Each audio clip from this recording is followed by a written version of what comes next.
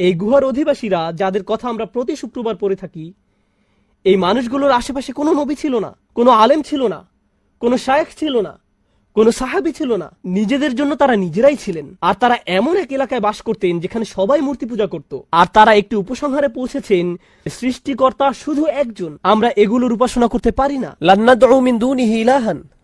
আর এতটুকুর কারণেই আল্লাহ তাদেরকে হিদায়াত দিলেন। অন্য কোনো জ্ঞান না থাকা সত্ত্বেও, কোনো ওহী তাদের কাছে ছিল না। আল্লাহ তাদেরকে হিদায়াত দেওয়ার জন্য এতটুকুই যথেষ্ট ছিল। আর তিনি তাদেরকে এত বেশি হিদায়াত দান করলেন যে আজকের দিনে যারা বছরের পর বছর ধরে দ্বীনের জ্ঞান অর্জন করে, তারা এই যুবকদের কাহিনী অধ্যয়ন করে। কারণ এই যুবকরা আল্লাহর হিদায়াত পেয়েছিল, কারণ আল্লাহ তাদেরকে পথ দেখিয়েছিলেন। আপনার পরিস্থিতি যত অন্ধকারচ্ছন্নই হোক না কেন, আপনার যদি আল্লাহর উপর আশা থাকে, এটাই যথেষ্ট। আসা আইয়াহদিয়ানি রব্বি লিআকরাবা মিন হাযা রাশাদা। এখন আসছে সর্বশেষ এবং এই বিবৃতির সবচেয়ে সুন্দর অংশ। সম্ভবত আল্লাহ আমাকে পথ দেখাবেন। পথ দেখাবেন কোথায়? কোন দিকে পথ প্রদর্শন করবেন? লিআকরাবা মিন হাযা রাশাদা। এর ভাষা এত বেশি গভীর অর্থবোধক, আমার পক্ষে খুতবায় তো আর ব্যাকরণ শেখানো সম্ভব নয়, কারণ আপনাদের মাথা ব্যথা শুরু করবে। চেষ্টা করব বিষয়টাকে যত সহজে তুলে ধরা যায়। আরবি ভাষাতে কখনো বলেন ওই যে ওই দিকে, আবার কখনো বলেন সমস্ত পথ ধরে ওইখানে। যখন বলেন সমস্ত পথ ধরে ওইখানে, অর্থাৎ আর গন্তব্য পর্যন্ত পথ দেখিয়ে যাব। আর যদি বলেন ওই যে ওইদিকে, এর মানে হলো প্রথমে এখানে, তারপর ওখানে, তারপর ওখানে। কিন্তু যদি বলি সমস্ত পথ ধরে ওইখানে, এর মানে ওইখানেই আপনাকে যেতে হবে, এরপর আর কোথাও আপনাকে যেতে হবে না। যখন লাম ব্যবহার করা হয়, আসা আইয়াহদিয়ানি রব্বি লি আকরাবা, এই লাম ইঙ্গিত করে এটা হলো আল মুনতাহা। এর চেয়ে উচ্চতর আর কিছু চাওয়ার নেই এই দুনিয়ায়। এটা যদি পেয়ে যাও, শ্রেষ্ঠ আর কিছু পাওয়ার নেই। যদি ইলা শব্দটি ব্যবহার করা হতো, অর্থ হতো তোমাকে প্রথমে ওইখানে যেতে হবে, তারপর অন্য কিছুর উদ্দেশ্যে। সুতরাং এই আয়াতে আমি আপনি এমন কিছু প্রার্থনা করছি, এমন কিছু চাচ্ছি যার চেয়ে উত্তম আর কিছু নেই। এটাই চূড়ান্ত সমাপ্তি। এখন সেই চূড়ান্ত সমাপ্তিটি কি? লিআকরাবা মিন হাযা, এটার চেয়ে নিকটবর্তী। আমি আশা করছি আল্লাহ আমাকে পথ দেখাবেন এটার চেয়ে চূড়ান্ত সমাপ্তির আরো নিকটে। এটা বলতে কি বোঝানো হয়েছে? এখন আমি যে অবস্থায় আছি, চলুন বোঝার চেষ্টা করি এখানে আসলে কি বোঝানো হচ্ছে। আমাদের সবার আলহামদুলিল্লাহ সুম্মা আলহামদুলিল্লাহ কোনো না কোনো মাত্রায় হেদায়েত রয়েছে। আমরা যে শুক্রবারে আল্লাহর ঘরে একত্রিত হয়েছি, এটা প্রমাণ করে যে আল্লাহ আমাদের সবাইকে কোনো না কোনো মাত্রায় হেদায়েত দিয়েছেন। কাউকে তিনি বেশি হেদায়েত দিয়েছেন, আবার কাউকে কম হেদায়েত দিয়েছেন। সালাতে কারো মনোযোগ বেশি থাকে, আবার কারো কম মনোযোগ থাকে। আমরা সবাই একই পর্যায়ে নেই, এটা সত্য। কিন্তু জানেন এই দোয়া আমাদের কি শেখাচ্ছে? আমার চূড়ান্ত লক্ষ্য হলো আমাকে আল্লাহর আরো নিকটবর্তী হতে হবে। আমি এখানে এজন্য আসিনি যে নিজেকে অন্য একজনের সাথে তুলনা করব। আমি এখানে এসেছি শুধু নিজের আজকের অবস্থানের সাথে নিজেকে তুলনা করতে। আমি যদি শুধু নিজের এখনকার অবস্থা উন্নতির জন্য কাজ করে যেতে পারি, এটাই আল্লাহর সামনে চূড়ান্ত সফলতা। এর চেয়ে চূড়ান্ত কোনো সফলতা নেই। আপনি কোনোদিন নিখুঁত হবেন না, আমিও কোনোদিন নিখুঁত হতে পারবো না। আমরা যা করতে পারি তা হলো আরেকটু ভালো হওয়া, এরপর আরেকটু ভালো, এরপর আরেকটু ভালো। শুধু দিন দিন ক্রমাগত উন্নতির চেষ্টা করুন। যদি কেউ এভাবে আল্লাহর নিকটবর্তী হওয়ার চেষ্টায় রত থেকে মারা যায়, সে সফল। অনেক মানুষ কি করে জানেন? তারা অন্যদের সাথে নিজের তুলনা করে। আহা, সে তো পুরো কুরআন মুখস্থ করে ফেলেছে, দেখো কি সুন্দর তার তেলাওয়াত, সে প্রতিদিন মসজিদে যায়, আজানের পূর্বে এসে উপস্থিত হয়, সে যে আল্লাহর কত ইবাদত করে, সে কত বেশি জানে, সে আরবি জানে, তাফসির জানে, এটা জানে, ওটা জানে, তারা মুসলিম হিসেবে আমার চেয়ে কত উত্তম পোশাক পরে। নিজেকে অন্যের সাথে তুলনা করবেন না। আল্লাহ আপনার কাছে এটা চান না। আল্লাহ আপনাকে অন্যের পাশে রেখে তুলনা করবেন না। তিনি তো আপনাকে এমনকি দুনিয়াতেও অন্যের সাথে তুলনা করতে চান না। আর আখিরাতের কথা বাদই দিলাম। ওয়ালা তাতামান্নাউ মা ফাদ্দালাল্লাহু বিহি বা'দুকুম আলা বা'দ। অন্য মানুষদেরকে যা দেওয়া হয়েছে তার আকাঙ্ক্ষা করো না, নিজের প্রতি এমন অন্যায় করো না। তাহলে আমরা কি শিখছি? উদাহরণস্বরূপ আমরা শিখছি, আপনি আজকে কোরআন তেলাওয়াত শেখা শুরু করলেন, আপনার বয়স হয়ে গেছে ৩৫ বছর যাবত বইটা খুলেও দেখেননি। সিদ্ধান্ত নিলেন আজ থেকে কোরআন তেলাওয়াত করার। আপনি এমনকি বিসমিল্লাহও পড়তে পারছেন না, আরবি বা অক্ষরটি দেখতে কেমন সেটাও ভুলে গেছেন। আপনার বয়সের মানুষেরা বড়দের মতো করে পড়তে পারে, এখন আপনাকে বাচ্চাদের মতো শিখতে হচ্ছে। এতে কোনো সমস্যা নেই। আপনি যখন আলিফ পড়া শিখছেন, বা পড়া শিখছেন এবং আল্লাহর দিকে কিছুটা অগ্রসর হয়েছেন, এখন এই অবস্থায় যদি আপনার মৃত্যু হয়, আপনি হয়তো একজন হাফেজে কোরআনের চেয়ে উত্তম, যে সম্পূর্ণ কোরআন মুখস্থ করেছে, কিন্তু এর প্রতি কোনো কদর নেই। কে নিজেকে আরো উত্তম মানুষ হিসেবে গড়তে চায়, জানা যাবে অন্তর থেকে, আর আল্লাহ সেটা জানেন। তাই আল্লাহর দিকে অগ্রসর হওয়ার ক্ষেত্রে এখন যে অবস্থায় আছেন তাকে ছোট করে দেখবেন না। মানুষ আপনাকে ছোট করে দেখতে পারে, কিন্তু আল্লাহ আপনার চেষ্টাকে ছোট করে দেখেন না। মনে হয় যেন আল্লাহর কাছ থেকে হিদায়ত পাওয়া অনেক কঠিন, আর আল্লাহ হিদায়তের দরজাকে বিস্তীর্ণ রূপে খোলা রেখেছেন। তিনি শুধু আমাদেরকে বলেছেন এই দোয়া করার জন্য, ইয়া আল্লাহ আমাকে পথ দেখান, লি আকরাবা মিন হাযা রাশাদান। রশাদান মানে সত্য পথের হিদায়ত। এই আয়াতের শেষ শব্দ রশাদান ইঙ্গিত করছে আপনি যে এই দোয়াটি করছেন তা প্রমাণ করে আপনি ইতোমধ্যে কিছুটা হিদায়ত পেয়ে গেছেন। আপনার বলা উচিত নয় আমি পথভ্রষ্ট। এই আয়াত স্বীকার করে নিচ্ছে আল্লাহ যে আপনাকে দোয়া করার সামর্থ্য দিয়েছেন, এই সামর্থ্য নিজেই আল্লাহর পক্ষ থেকে আপনার জন্য একটা হেদায়েত। আল্লাহ আপনাকে আরো দিবেন, তিনি আরো দিবেন এবং তিনি আরো দিবেন। মুসলমানরা এমনই আশাবাদী এক জাতি, যখন পৃথিবীতে হেদায়েত নেমে আসে তখন এর সাথে প্রশান্তি আসে, ইতমিনান আসে, হৃদয় প্রশান্তিতে পূর্ণ হয়ে যায়। তাদের অনুসরণ করো যারা তোমাদের কাছে কোনো বিনিময় প্রত্যাশা করে না। এটাই সরল অনুবাদ। অনুসরণ করো যে তোমাদের কাছে কোনো বিনিময় চায় না। ওয়াহুম মুহতাদুন, আর তারা সরল পথে অঙ্গীকারবদ্ধ। মুসলিমরা কোরআনের যে ধারণাগুলোকে ভুল বুঝেছে এটি তারই। কোরআন বলেছে যে তারা কোনো বিনিময় প্রত্যাশা করেনি। ভাই, আপনার প্রোগ্রামের জন্য কেন ফি নির্ধারণ করেছেন?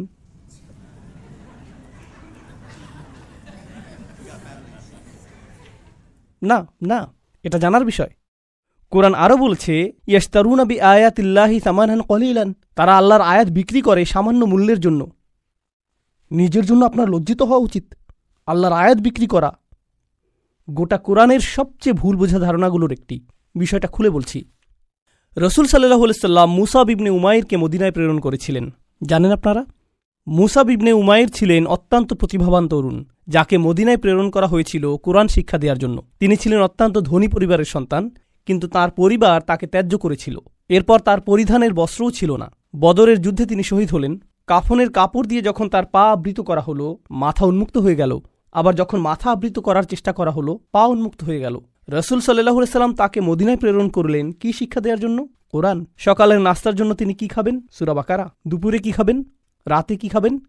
রাসূল সাল্লাল্লাহু আলাইহি সাল্লাম তার জন্য বেতনের ব্যবস্থা করেছিলেন, যাতে তিনি তার কাজ করতে পারেন। কোরআন শিক্ষাদানের জন্য তাকে অর্থ প্রদান করা হয়েছিল। তারা আল্লাহর আয়াতকে বিক্রি করে, এই কথার অর্থ কি জানেন? এর মানে কি? এর মানে হলো আয়াতগুলোর নির্দিষ্ট অর্থ রয়েছে, কিন্তু মানুষ তা শুনতে চায় না। তো আপনি অর্থ পরিবর্তন করে দিলেন, আর মানুষ যা শুনতে চায় আপনি তাই বললেন, যার ফলে তারা আপনার প্রতি রাগান্বিত হবে না। আপনি মানুষকে এমন জবাব প্রদান করেন যা শুনে তারা ভালো বোধ করবে, আর তারা যা শুনতে ভালো বোধ করবে না সেগুলো আপনি এড়িয়ে গেলেন। এভাবেই তারা আপনাকে পছন্দ করতে থাকে, আর আপনি নিজের জনপ্রিয়তা ধরে রাখেন। এটাই সামান্য মূল্যে আয়াত বিক্রি করা। সামান্য মূল্য বলতে এখানে মানুষের সন্তুষ্টিকে বোঝানো হচ্ছে। বুঝতে পারছেন? এখানে আয়াতটি হলো তার অনুসরণ করো যে তোমাদের কাছে কোনো বিনিময় চায় না। এমন কাউকে অনুসরণ করো যে তোমার কাছে কোনো বিনিময় চায় না। আসুন এটা বুঝি। এটা সকল নবীদের একটা মূলনীতি। প্রত্যেক নবী এমন জাতির মাঝে এসেছেন যেখানে গুরুতর কোনো সমস্যা ছিল, আর যখন একটি জাতির গুরুতর কোনো সমস্যা থাকে, মূলত একটি জাতির ভারসাম্যপূর্ণ থাকা চাই। কিন্তু যখন তারা কোনো অপরাধ সংঘটিত করে, তখন তারা ভারসাম্য হারাতে থাকে, আর ভারসাম্যহীনতা খারাপ হতেই থাকে, হতেই থাকে, হতেই থাকে। এটা এমন অবস্থায় পৌঁছে যখন গোটা জাতিটা ভেঙে ছিন্ন ভিন্ন হওয়ার উপক্রম হয়। আর রাসূলের কাজ হলো তাদেরকে সেই ভারসাম্যহীনতা থেকে টেনে তোলা এবং আবারও সঠিক অবস্থানে নিয়ে আসা। বুঝতে পারছেন? কিন্তু যখন একটি ভারসাম্যহীনতা জনপ্রিয় হয়ে যায়, সকলে এটা করতে থাকে, সকলেই এতে অভ্যস্ত হয়ে যায়, আর এটা উদযাপনের বিষয়ে পরিণত হয়, এটাই ফ্যাশনে পরিণত হয়, তখন এটার বিরুদ্ধে বলা কি সহজ? না। উদাহরণস্বরূপ এখনকার সময়ে সমকামিতার বিরুদ্ধে বলাটা বেশ কঠিন হয়ে গিয়েছে, তাই না? লূত আলাইহিস সালাম কি এমন সময়ে বসবাস করেছেন যখন এটা জনপ্রিয় ছিল? হ্যাঁ। তাকে কি এর বিরুদ্ধে কথা বলতে হয়েছিল? হ্যাঁ। তিনি কি এর জন্য বিরোধিতার সম্মুখীন হয়েছিলেন? হ্যাঁ। বিষয়টা কোরআনে আসার পেছনে কারণ রয়েছে। আপনি যদি এর বিরুদ্ধে বলেন, মানুষ আপনার দিকে তেড়ে আসবে। লূত আলাইহিস সালামের কথা কোরআনে এজন্যই এসেছে। যখন আপনি এমন বিষয় নিয়ে কথা বলেন যাতে গোটা সমাজ আচ্ছন্ন থাকে, তারা এই বিষয়টির প্রশংসা করে, আর আপনি এর বিরুদ্ধে কথা বলেন, তখন তারা আপনার দিকে তেড়ে আসবে। এখন যদি আপনি অর্থ উপার্জন অব্যাহত রাখতে চান, অথবা যদি আপনি সেই সমাজে বসবাস অব্যাহত রাখতে চান, আপনি যদি নিরাপদ অবস্থানে থাকতে চান, তখন আপনি কোন বিষয়গুলো এড়িয়ে যাবেন? সেই বিষয়গুলো যা নিয়ে তারা আচ্ছন্ন। আপনি অন্য কোনো বিষয় নিয়ে কথা বলবেন। লূত আলাইহিস সালাম শুধু পিতামাতার প্রতি সৎ ব্যবহার নিয়ে কথা বলতে পারতেন। তিনি শুধু কথা বলতে পারতেন প্রতিবেশীর সাথে উত্তম আচরণ নিয়ে। তিনি শুধু নামাজ নিয়ে কথা বলতে পারতেন। যৌন পাপের বিষয়গুলো তিনি এড়িয়ে যেতে পারতেন, কারণ এগুলো ছিল অতি বিতর্কিত, তাই না? তিনি যদি এটা করতেন তাহলে কি তিনি ঝামেলায় পড়তেন? না। কোনো ঝামেলা হতো না। আর প্রসঙ্গক্রমে তিনি কিন্তু এখনও ভালো কাজ নিয়েই কথা বলছেন। পিতামাতার প্রতি সদাচরণ একটি ভালো কাজ, নামাজ পড়া একটি ভালো কাজ, দানশীলতা একটি ভালো কাজ। তো কেন তাকে এমন বিষয়বস্তু বেছে নিতে হলো যা তাকে ঝামেলায় ফেলবে? আসলে এটাই একজন রাসূলের কাজ। তাঁরা এসেছেন এই বিষয়গুলো নিয়ে কথা বলার জন্য যা নিয়ে অন্য কেউ বলার সাহস করবে না। আর আল্লাহর পক্ষ থেকে তারা রায় দিবেন। ওয়াল কুরআনিল হাকিম, তারা আল্লাহর পক্ষ থেকে রায় দিবেন। আর এটা বারবার বারবার বারবার বারবার দিবেন। সেই সমাজের মূল্যবোধকে আক্রমণ করবেন আর বারবার বারবার আক্রমণ করবেন। কিন্তু এক্ষেত্রে তারা পরোয়া করেননি, কারণ এই পাপ কাজগুলোর বিরুদ্ধে কথা বলতেই হবে। আর নিশ্চিতভাবেই যখন কেউ এটা করেন, কোনো বিনিময়েই তারা আগ্রহী থাকেন না, কারণ বিনিময় থেকে বঞ্চিত হওয়ার জন্য এই কাজগুলোই যথেষ্ট। মাল্লা ইয়াসআলুকুম আজরন, তাদেরকে অনুসরণ করো যাদের কোনো স্বার্থ নেই, কারণ এটা জনপ্রিয় হওয়ার পথ না, এটা ধ্বংসপ্রাপ্ত হওয়ার পথ। ওয়াহুম মুহতাদুন, তারা তাদের ব্যক্তিগত জীবনে সুপথ প্রাপ্ত, সৎ পথের প্রতি অঙ্গীকারবদ্ধ। এখন বিষয়টি বুঝুন, সৎ পথের প্রতি অঙ্গীকারবদ্ধ। রাসূলগণ ছিলেন বক্তা, কিন্তু বক্তা আর কারা আছেন? আপনারা কি সমাজের অন্য বক্তাদের কথা বলতে পারেন? স্কলাররা? ইসলামী পরিবেশের বাইরের কথা বলছি। রাজনীতিবিদরা হলেন বক্তা, তাই না? ঠিক আছে, তো রাসূলগণ আপনাকে রীতিনীতি নিয়ে বলেন, সমাজ পরিবর্তন নিয়ে বলেন, তাই না? রাজনীতিবিদরাও কি কখনো কখনো সমাজ পরিবর্তন নিয়ে কথা বলেন? অবশ্যই। কিন্তু যখন রাজনীতিবিদরা সমাজ পরিবর্তনের কথা বলে, আমরা দেশের উন্নতি করতে চাই, আমরা জাতির উন্নতি করতে চাই, আমরা এটাকে শক্তিশালী করতে চাই, ইত্যাদি ইত্যাদি ইত্যাদি, তারপর আপনি যখন তাদের ব্যক্তিগত জীবন পর্যবেক্ষণ করেন, আপনি কি পান? আপনি পান দুর্নীতি। তো তাদের কথাগুলো অনেক উঁচু মানের, কিন্তু তাদের চরিত্র অনেক নিচু। আর প্রসঙ্গক্রমে আপনি দেখেন যে তারা উঁচু মানের জিনিসগুলো নিয়ে কথা বলে এজন্য যে তারা ক্ষমতা চায়, তারা মন্ত্রী হতে চায়, তারা বিনিময় চায়, তারা কোনো কিছুর প্রতি লালায়িত। যখন নবীরা কথা বলেন, তারা কি চান? তারা শুধু চান ন্যায় বিচার, তারা শুধু চান সত্য, আপনার কাছ থেকে কোনো বিনিময় চান না। আর উপরন্তু আপনি যদি নবীদের ব্যক্তিগত জীবনের দিকে লক্ষ্য করেন, তারা সর্বদাই সঠিক পথের প্রতি অঙ্গীকারবদ্ধ ছিলেন। ওয়াহুম মুহতাদুন, তো বাণীটি নিখুঁত এবং বাণীবাহকও নির্ভেজাল। এই ধারণাটি কি আগেও শেখানো হয়েছিল? হ্যাঁ, ইন্নাকা লামিনাল মুরসালিন আলা সিরাতিম মুস্তাকিম। আরেকবার পুনরালোচনা, কোরআন এরকমটাই করে, আয়াতগুলো পরস্পর সম্পর্কযুক্ত। এখন পরের আয়াতে অমালি, অর্থাৎ আমার কি সমস্যা হয়েছে, সেই মানুষটি এখনও কথা বলছেন, সেই রজুল, সেই আদর্শ ব্যক্তি, আল্লাহর ইচ্ছায় যার নাম আমরা কোনো একদিন জান্নাতে জানতে পারব। তিনি বলেছেন, আমার কি সমস্যা হয়েছে? লা আবুদুল্লাযী ফাতারানি, আমি কি সেই সত্তার উপাসনা করব না যিনি অস্তিত্বহীন অবস্থা থেকে আমাকে গড়েছেন? ওয়া ইলাইহি তুরজাউন, আর তোমাদের সকলকে তারই কাছে ফিরিয়ে নেওয়া হবে। এখন মালি, In Arabic we say وما لي لا أفعل التي شأنها أن يوردها المتكلم في رد على من أنكر عليه فعلا।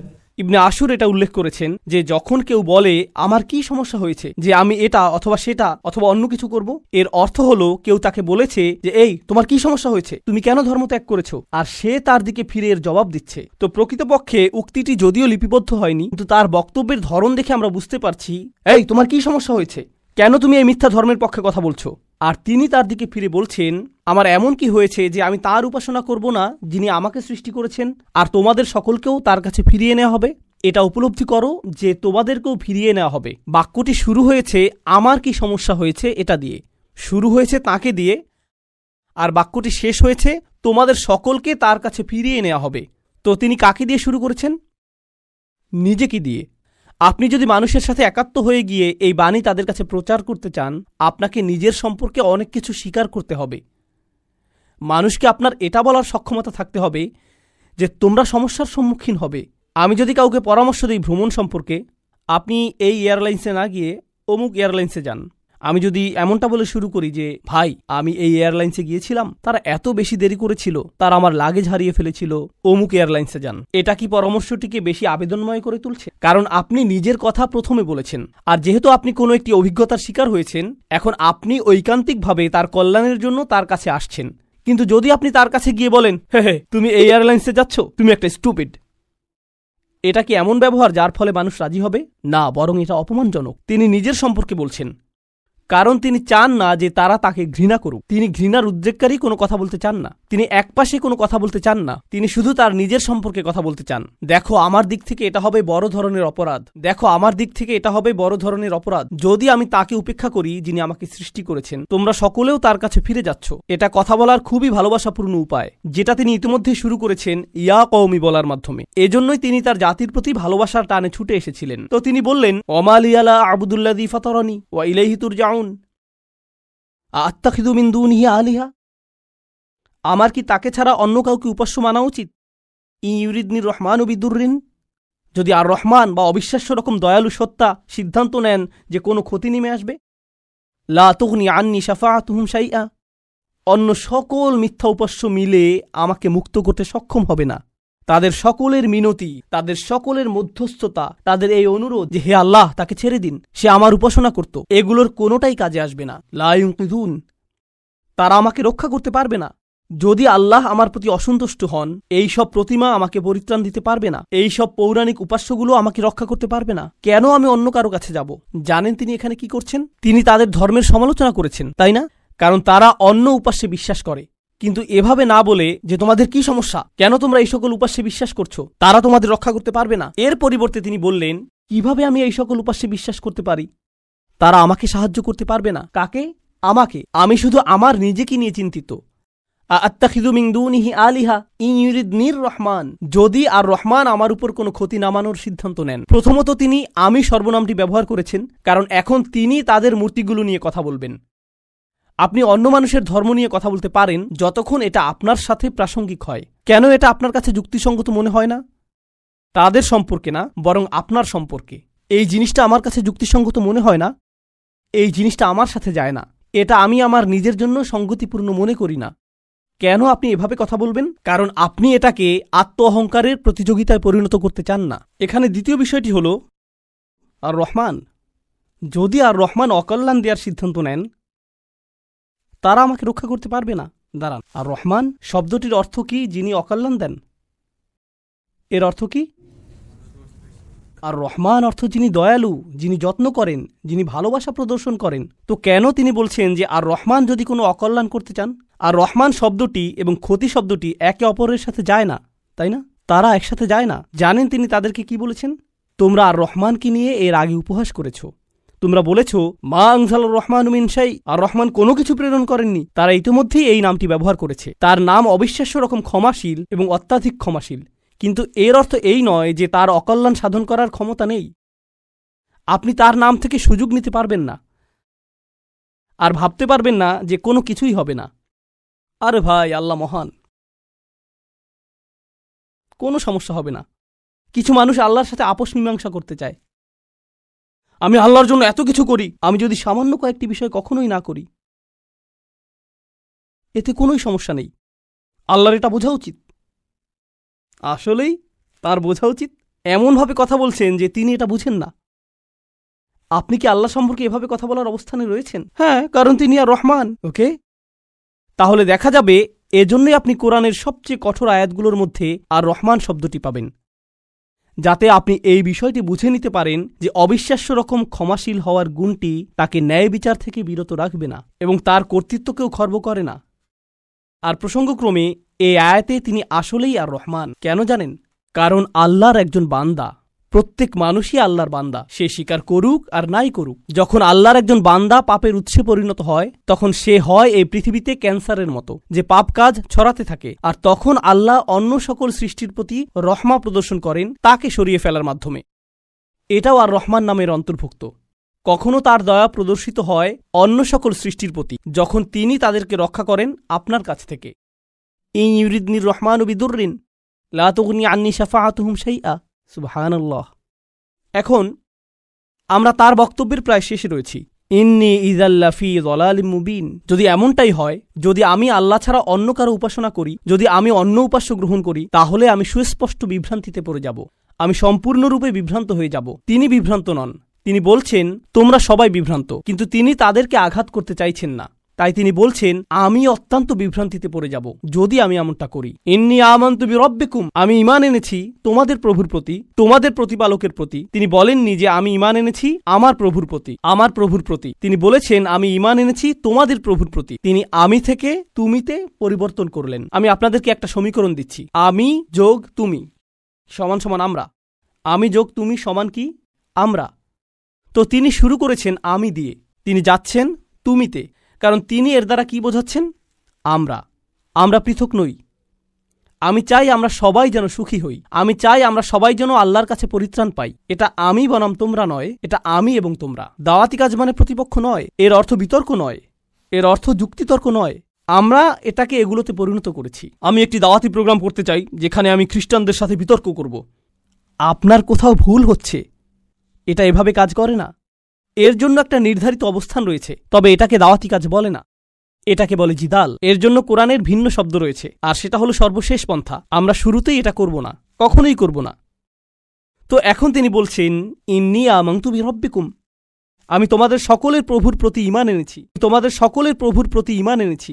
ফাসমাউন, আমার কথা শোনো, আমার কথা শোনো।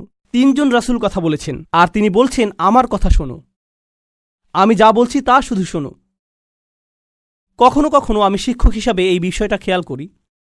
আমি আরবি শেখাই অথবা চেষ্টা করি।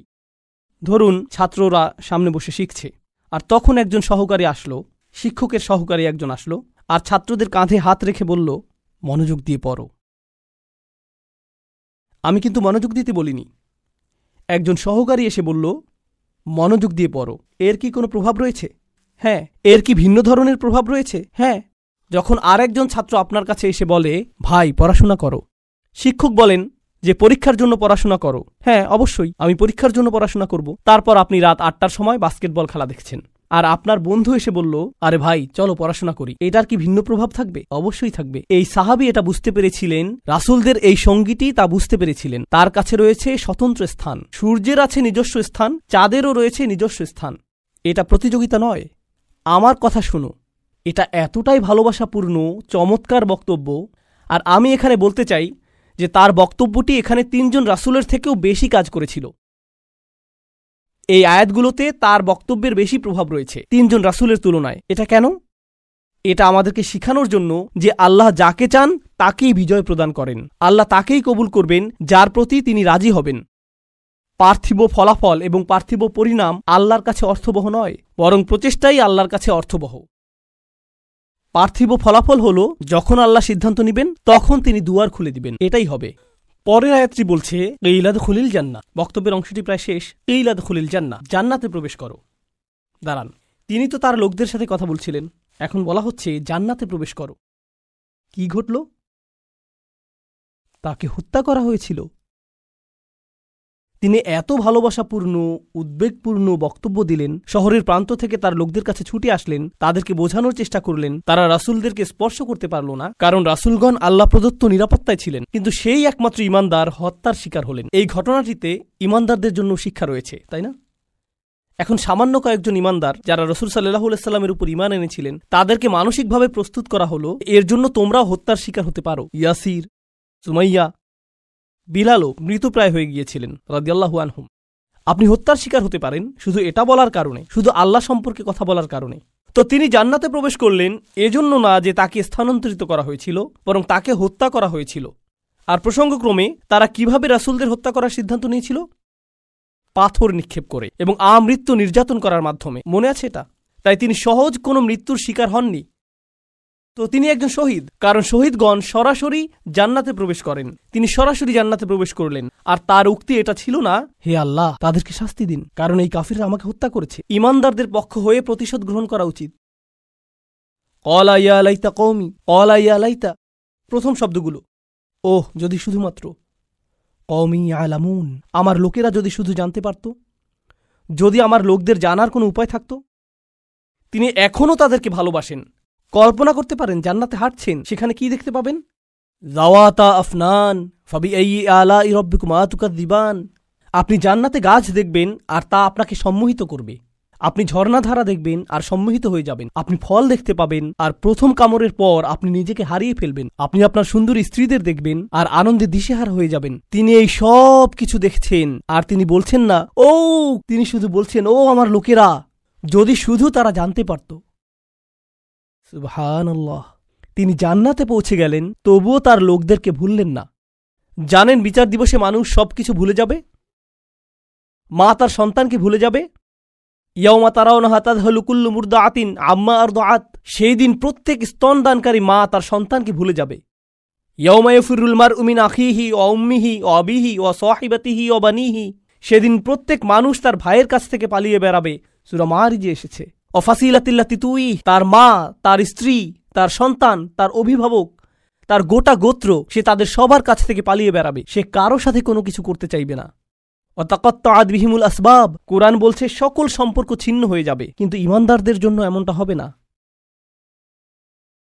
ঈমানদারদের জন্য এমনটা হবে না। সে জান্নাতে প্রবেশ করবে এবং তার ভালোবাসা অব্যাহত থাকবে। কার জন্য? তার লোকদের জন্য, যারা হলো কাফির এবং নবীদের শত্রু, কারণ তারা এখনো জীবিত এবং এখনো তাদের আশা রয়েছে। আপনি এমন মানুষের উপর আশা ছাড়বেন না যারা এখনো জীবিত। আর আল্লাহ এমনভাবে আমাদের কাছে বর্ণনা করেছেন যেন তিনি তখনও ঘটনা দেখছিলেন। আল্লাহ তাকে দুনিয়ার ক্যামেরা ভিউ প্রদান করেছিলেন যাতে তিনি দেখতে পারেন যে কি ঘটছে। আর তিনি জান্নাত থেকে দেখে বলছেন যদি তারা জানতে পারে। তিনি বলেননি যে যদি তারা জানতে পারত, আলিমু, বরং তিনি বলছেন ইয়া লাইতা কওমি আলামুন, যদি শুধু তারা জানতে পারে। তিনি এখনই দেখছেন কি ঘটছে, আল্লাহ তাকে দেখাচ্ছেন। সুবহানাল্লাহ। আর তারপর আপনি বুঝতে পারেন যে একনিষ্ঠতা আসলে কি। আমরা মুসলিমরা একনিষ্ঠতার কৃত্রিম ধারণা তৈরি করেছি। আমি এটা মানতে পারি না। একনিষ্ঠতা শব্দটিকে নিয়ে আমরা যা করছি, তুমি যা করো তার সবকিছুতে ইখলাস থাকতে হবে। সব সময় তোমার নিয়তকে যাচাই করে চলবে। এখনই যাচাই করুন। কারণ যদি একনিষ্ঠতা না থাকে তাহলে তোমার কোনো কাজেরই মূল্য থাকবে না। আর তোমার একনিষ্ঠতা থাকতে হবে শুধু এবং শুধুমাত্র আল্লাহর জন্য। আমি এর সাথে দ্বিমত পোষণ করব। আমি জানি এখনই আমাকে হত্যা করতে আসবেন না। রাসূল সাল্লাল্লাহু আলাইহি সাল্লাম একজন মানুষের কথা বলছেন যে অনেক পাপ করেছে, অনেক পাপ। সে নামাজ পড়ে না, কিছুই করে না। একদিন সে হাঁটতে হাঁটতে একটি তৃষ্ণার্ত কুকুর দেখতে পেল। তৃষ্ণায় কুকুরটির জিহ্বা বের হয়ে আছে। আর লোকটি সিদ্ধান্ত নিল যে নিজে পান করার আগে সেই কুকুরটিকে পান করাবে। শীঘ্রই লোকটি মারা গেল আর আল্লাহ তাকে জান্নাত দান করলেন। হ্যাঁ, আসুন ঘটনাটা খেয়াল করি। এই লোকটি, সে কি বিশ্বাসী? আমরা জানি না। সে কি নামাজ পড়ে? না। যখন সে কুকুরটিকে পান করাচ্ছিল, সে কি বলেছিল যে দাঁড়াও, আগে নিয়তের ইখলাস এনে নেই, আমি শুধু এটা করছি আপনার জন্য, ইয়া আল্লাহ, কুকুরের এই বের হয়ে থাকা জিহ্বা আমার কাছে মূল্যহীন, আমি শুধু আপনার সন্তুষ্টি কামনা করি, আর তারপর আমি কুকুরটিকে পানি খাওয়াই। তিনি এমনটা করেছিলেন? তিনি শুধুই কুকুরটির জন্য খারাপ বোধ করেছিলেন এবং কুকুরটিকে পানি পান করিয়েছিলেন, তাই না? তো কুকুরটির জন্য তার উদ্বেগের ব্যাপারে তিনি একনিষ্ঠ ছিলেন, তার ইখলাস ছিল, তাই না? এখানে এই ঈমানদারটি তার লোকদেরকে ভালোবাসেন, কিন্তু তিনি কি বলেছেন যে এটা যদি আল্লাহর জন্য না হতো তাহলে আমি আমার লোকদের ঘৃণা করতাম। তিনি এজন্য তাদেরকে ভালোবাসেন কারণ তারা তারই লোক, আর এটাই তার লোকদের জন্য একনিষ্ঠতা। ইবাদতের ক্ষেত্রে আল্লাহর প্রতি আপনার একনিষ্ঠতা থাকতে হবে, আপনার পিতামাতার প্রতি আপনার একনিষ্ঠতা থাকতে হবে, শুধু আল্লাহর জন্য না, বরং এজন্য যে তারা আপনার পিতামাতা। আপনার একনিষ্ঠতা থাকতে হবে অন্য মুসলিমদের জন্য, কারণ তারা আপনার মুসলিম ভাই। আপনার একনিষ্ঠতা থাকতে হবে আপনার প্রতিবেশীর জন্য। আপনার একনিষ্ঠতা থাকতে হবে আপনার কাজের প্রতি, আপনার লেখাপড়ার প্রতি। আপনার একনিষ্ঠতা থাকতে হবে আপনার ব্যবসায়ের অংশীদারের প্রতি। এই সব কিছুই একনিষ্ঠতা। আপনি কৃত্রিমভাবে এটা বানাতে পারবেন না। না, আমি তোমার বন্ধু হতে পারবো না, কারণ এটা আল্লাহর সন্তুষ্টির জন্য না। আমরা শুধু একসাথে বাস্কেটবল খেলবো, আর এটা আখিরাতে আমার কোনো কাজে আসবে না। আমি জানি না কে এই অদ্ভুত কথা আপনাকে শিখিয়েছে। যখন আপনি আপনার নিয়ত যাচাই করছেন বাস্কেটবল খেলায় বল ছোড়ার আগে, কারণ এতে কোনো ইখলাস নেই। এটা এইভাবে কাজ করে না। আমাদের নিয়তের পরিচ্ছন্নতা থাকতে হবে, এটা নিশ্চিত। আমাদের নিয়তকে পুনরায় যাচাই করতে হবে, এটা নিশ্চিত। একনিষ্ঠতার গণ্ডি আল্লাহর প্রতি একনিষ্ঠতার চেয়েও অনেক বেশি। এই একনিষ্ঠতা তার সকল সৃষ্টির প্রতিও প্রযোজ্য। মানুষের প্রতি আপনার নিয়ত পরিচ্ছন্ন থাকতে হবে, কৃত্রিমভাবে নয়। তো এই ছিল তার নিজের লোকদের প্রতি ভালোবাসা, এমনকি জান্নাতে যাওয়ার পরও। এখানে আল্লাহ আসলে বর্ণনা করছেন যে মানুষের প্রতি ভালোবাসা হলো জান্নাতি মানুষের গুণ। আমি আবারও বলছি, নিজের লোকদের প্রতি ভালোবাসা হলো জান্নাতি মানুষের গুণ। তো যখন আপনি এমন মুসলিম দেখেন যারা সব সময় মানুষের প্রতি রাগান্বিত, তারা সব সময় অন্য মুসলিমদের প্রতি রাগান্বিত, তারা নিজেদের পরিবারের প্রতি রাগান্বিত, তারা সবচেয়ে বেশি রাগান্বিত অমুসলিমদের প্রতি। তারা রাগান্বিত রাগান্বিত এবং রাগান্বিত। এটা জান্নাতি মানুষের গুণ না। ইয়া লাইতা কওমি ইয়ালামুন। এখন তিনি এই বক্তব্যটি দিলেন তার লোকদের প্রতি। আমরা এমনকি তার নামও জানি না, আর তার কথাগুলো কিয়ামত পর্যন্ত পাঠ করা হবে। এখন আপনার এবং আমার কথোপকথনগুলোর কথা ভাবুন। আমরা কথা বলি আইফোন নিয়ে, আমরা কথা বলি গাড়ি নিয়ে, আমরা কথা বলি খেলাধুলা নিয়ে। এই কথাগুলো কোথায় যাবে? এই কথাগুলো কি চিরদিন থেকে যাবে? না। এগুলো কি পৃথিবীতে কোনো কল্যাণ নিয়ে আসবে? না। জানেন এই সম্পর্কে ভাবতে গিয়ে আমি কি উপলব্ধি করছি? আল্লাহর কাছে কথা হলো অমূল্য রত্ন। লোকটি কোনো নবী নন, তবুও তার কথা কোরআনে সংরক্ষিত হয়ে আছে। আল্লাহ কি অন্য জিনিসে সংরক্ষিত রাখেন? অকুল্লা শাইইন আহসাইনাহু ফি ইমামিম মুবিন। আল্লাহ বলছেন যে আমি সবকিছুই সংরক্ষণ করে রাখি। তিনি সবকিছুই সংরক্ষণ করে রাখেন। তো কোন জিনিসটি আপনি সংরক্ষণ করে রাখতে চান? ভালো কিছু, কোনো একনিষ্ঠ পরামর্শ? আপনাকে কি ব্যাপক জ্ঞানের অধিকারী হতে হবে ভালো কিছু বলার আগে? এই মানুষটির কি ভালো কথা বলার আগে অনেক অনেক ডিগ্রির প্রয়োজন হয়েছিল? বিষয়টি জটিল নয়, শুধু ভালো মানুষ হন। লক্ষ্য করুন কেমন চমৎকারভাবে কোরআন সন্নিবেশিত। যখন তিনি জান্নাতে গেলেন আর তিনি বললেন যদি আমার লোকেরা জানতে পারে, পরের আয়াতে তিনি বলছেন বিমা গফর আলী রব্বি ও জাআলানি মিনাল মুকরামিন, সেই ক্ষমা যা আমার প্রভু আমাকে প্রদান করেছেন আর আমাকে তাদের অন্তর্ভুক্ত করেছেন যাদেরকে সম্মানিত করা হয়েছে। তিনি জান্নাতের দুটি জিনিসের কথা বলছেন, ক্ষমা এবং সম্মান। সূরার শুরুতে এসেছে ফাবাশশিরহু বিমাগফিরাতিন ওয়া আজরিন কারীম। সূরার শুরুতে আল্লাহ বলছেন কোনো এক স্থানের সেই একাকী ঈমানদারদেরকে অভিনন্দন প্রদান করো যে সে পাবে ক্ষমা এবং সম্মানসূচক প্রতিদান। মনে আছে সেটা? ক্ষমা এবং সম্মানসূচক প্রতিদান। এখন সূরার মাঝখানে এই মানুষটি জান্নাতে পৌঁছে গেলেন এবং বললেন ইয়া আল্লাহ, আপনি আমাকে ক্ষমা প্রদান করেছেন এবং সম্মানিতদের অন্তর্ভুক্ত করেছেন। পুনরালোচনা, নিখুঁত পুনরালোচনা, এটাকে বলা হয় কুরআনের ইহকাম ওয়াল কুরআনিল হাকিম। এই আয়াতগুলো নিয়ে শেষে একটি বিষয় আমি আসলেই ভালোবাসি, তা হলো যখন তিনি তার লোকদের সাথে কথা বলছিলেন তিনি বললেন ইন্নী আমানতু বিরব্বিকুম, আমি ঈমান এনেছি তোমাদের প্রভুর প্রতি, আমি ঈমান এনেছি তোমাদের প্রভুর প্রতি। কিন্তু যখন তিনি জান্নাতে প্রবেশ করলেন তিনি বললেন বিমা গফর লি রব্বি, আমার প্রভু। একই মানুষের কথা। এখন তিনি বলছেন আমার প্রভু। যখন তিনি জান্নাত দেখলেন, যখন তিনি জান্নাতে প্রবেশ করলেন, যখন তিনি ক্ষমা লাভ করলেন, যখন তিনি আল্লাহ প্রদত্ত সম্মানের অধিকারী হলেন। প্রসঙ্গক্রমে কারো দ্বারা সম্মানিত হওয়ার অর্থ কি? কিভাবে আপনি কারো দ্বারা সম্মানিত হতে পারেন বলতে পারেন আমাকে? স্বীকৃতি পাওয়া। হ্যাঁ, কারো স্বীকৃতি পাওয়া। কেউ আপনাকে অভিবাদন জানালো, কেউ আপনার সাথে কর্মর্দন করতে আসলেন, এটা দ্বারা তিনি আপনাকে সম্মানিত করলেন, তাই না? আমি এখনই বলে দিচ্ছি সামনের আয়াতগুলোতে এটা আসবে। সেখানে আল্লাহ বলছেন সালামুন কওলাম মির রব্বির রহিম, এই সূরাতেই। আরো পরে আল্লাহ বলছেন তিনি তোমাদেরকে বলবেন সালাম। তো শুরুতে তিনি বলছেন আমি তোমাদেরকে প্রদান করব সম্মানিত প্রতিদান, সম্মানিত প্রতিদান, সম্মানিত প্রতিদান। সেই সম্মানিত প্রতিদানটি কি? কতটা সম্মানিত এটা হতে পারে? আমি কি একটা মেডেল পাবো? কোনো সার্টিফিকেট দেয়া হবে পরীক্ষায় পাশ করার পর যেমনটা দেয়া হয়? কি সার্টিফিকেট আপনি পাবেন? আপনি পাবেন সালাম, আল্লাহর পক্ষ থেকে। এটাই আপনি পাবেন।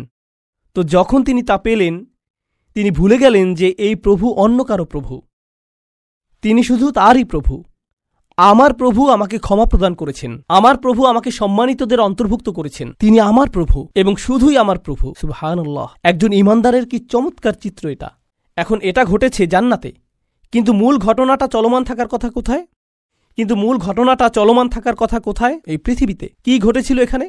এখন আল্লাহ যা করবেন তা অত্যন্ত কঠোর। মনোযোগ দিয়ে শুনুন, কারণ এটা মুসলিমদের আরেকটা ভুল ধারণা। এ কারণে এই সূরাটি আমি বেছে নিয়েছি। যখনই আমি কোনো সূরা বেছে নেই আমি উপলব্ধি করি যে আল্লাহ আমাদের সমসাময়িক এত এত সমস্যার জবাব দিয়েছেন, এটা অবিশ্বাস্য। যদি মুসলিমরা কোথাও আক্রমণ করে অথবা কোনো কিছু বিস্ফোরণে উড়িয়ে দেয় আর অন্য মুসলিমরাও এতে মারা যায়, তাহলে তারা তো জান্নাতেই প্রবেশ করবে, এতে কোনো সমস্যা নেই। আমি এই যুক্তি শুনেছি।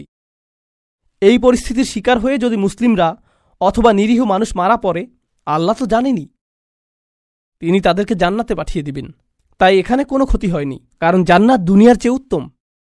আমি জানি না যে আপনি এই ধরনের বিকারগ্রস্ত কথা শুনেছেন কিনা, কিন্তু আমি এটা অনেকবার শুনেছি। এখন আমি আপনাদেরকে এই বিষয়ে কিছু কথা বলবো। আল্লাহ কি এই মানুষটিকে জান্নাত প্রদান করেছেন? হ্যাঁ, কিন্তু আল্লাহ তাকে জান্নাত প্রদান করার অর্থ এটা না যে আল্লাহ সেই লোকদের প্রতি রাগান্বিত নন যারা তাকে হত্যা করেছিল। ঘটনাটির ধারাবাহিকতা পৃথিবীতে চলতে লাগলো। যখন তিনি জান্নাতে মনোরম সময় উপভোগ করছিলেন, আল্লাহ তার হত্যার প্রতিশোধ গ্রহণ করেছেন। অমা আনজালনা আলা কওমিহি মিন বাদিহি মিন জুনদিন মিনাস সামাই অমা কুন্না মুনজিলিন। আমরা আকাশ থেকে কোনো সেনাবাহিনী প্রেরণ করব না এই লোকদের জন্য। এই নগণ্য কুরাইশরা তারা মনে করেছে যে অনেক বড় কিছু হয়ে গিয়েছে। এই পৃথিবীতে তারা তুচ্ছ, গুরুত্বহীন। অর্থনীতিতে, রাজনীতিতে, জ্ঞানে, বিজ্ঞানে এই লোকদের ধ্বংস করার জন্য বিশেষ কোনো প্রস্তুতির প্রয়োজন নেই। আকাশ থেকে আমার কোনো সেনাবাহিনী প্রেরণের প্রয়োজন নেই। সেনাবাহিনীর কথা উল্লেখ করার কারণ হলো, যখন আপনি কুরাইশদেরকে সতর্কবাণী প্রদান করেন যে আমি তোমাদেরকে সতর্ক করছি, তারা বলবে কোন সেনাবাহিনী?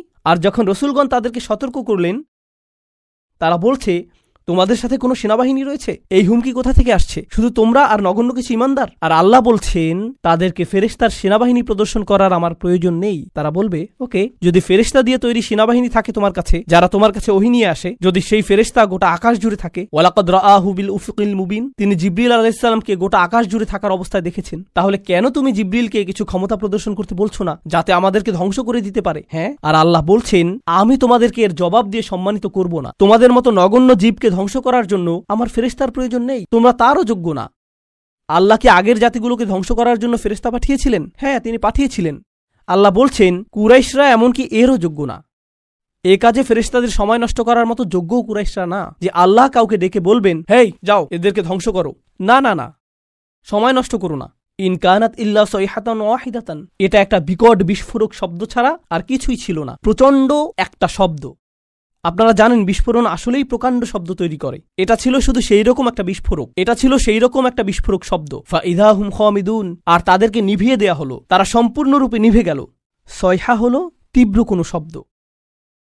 আর এই আয়াতটিতে চমৎকার সাহিত্যিক বৈপরীত্য ফুটে উঠেছে। কারণ যখন আপনি কোরআনের সুমধুর বাণী শুনতে অস্বীকৃতি জানান, আর যখন এই জাতিগুলো তাদের রাসূলদের চমৎকার কণ্ঠ শুনতে অস্বীকৃতি জানিয়েছিল, তখন একমাত্র যেই শব্দ তারা শোনার যোগ্য তা হলো বিস্ফোরণের শব্দ। আর তারপর আল্লাহ বলছেন ফাইদা হুম খামিদুন, এতে অসাধারণ একটা শব্দ। হুমুদ এবং হুমুদ দুইটি শব্দ রয়েছে আরবিতে। শীতকালে যখন রাতে আগুন জ্বালান আর এভাবে নিভান, এটাকে বলা হয় হুমুদ। আর আপনি যদি তা নিভান আর লালচে হলুদ বা কমলা রঙের সামান্য পরিমাণ কয়লা জ্বলন্ত থেকে যায়, তাকে বলা হয় হুমুদ। কিন্তু যখন আপনি একবারে তা নিভে ফেলেন, এটা সম্পূর্ণ নিভে যায়, একেবারে নিভে যায়, এমনকি সামান্য কয়লাও জ্বলন্ত থাকে না, এটা সম্পূর্ণ নিভে গেছে, এটাকে বলা হয় এমন আগুন যা হল খামিদাহ। খামিদাহ ফাইদা হুম খামিদুন, তারা সম্পূর্ণ নিশ্চিহ্ন হয়ে গেল।